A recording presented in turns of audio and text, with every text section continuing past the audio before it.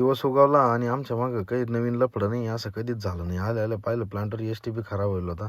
घरी वायरिंग केलेलं पिकअपला बटन मारून निघालो मग आम्ही. कशी मग फायरिंग 2011ची पिकअप आहे महिंद्राची.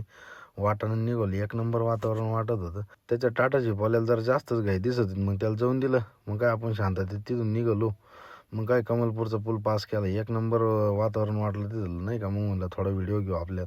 त्याच्यात आम्हाला बजरंगबलीनं जरा वाटानं दर्शन दिले. भारी वाटलं पाहून.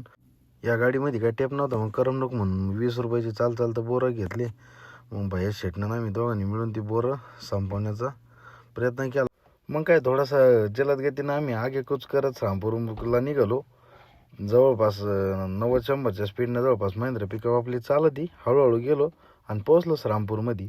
मग जायचं होतं आपल्याला STPची नळी रिपेअर करायला. यमराजी ब्रदरच्या दुकानात गेलो. काकांनी सर्व्हिस एकदम फास्ट दिली. मग काय तिथून निघालो आणि आपल्याला जायचं होतं सुयशवाल्याकडं गाळणीन ते घ्यायला. मग असा खतरनाक असा टर्न मारला आपण तिथं. मग काय थोडीशी पिकअप साईडला लावून आहे ना आपण मग गेलो काकाच्या दुकानात. आणि दुकानात गेल्यावर तिथून त्यांना जे काही वस्तू लागत होत्या, आपल्याला गाणी लागत होती, क्लिनिंग लिक्विड लागत होती BMCसाठी, मग ते सगळं घेऊन निघालो. वाटत एक रिक्षावर भारी लिहिलं होतं बरं का, ज्याची बायको मुकी तेच खरंच सुखी. मग काय आपल्याला अण्णाने ऊस सांगितलं होतं घरच्या जनावरांसाठी. येता मग पिकअपचा केला काटा करून निघालो पावती वगैरे घेऊन.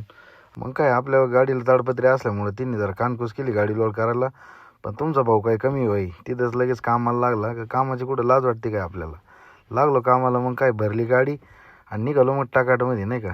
मग येता भैया शेटला गाडी शिकायची होती, ती शिकली हळूहळू रिवास लावून. मग काय ऊस धापाधप खाली करायला चालू केलं.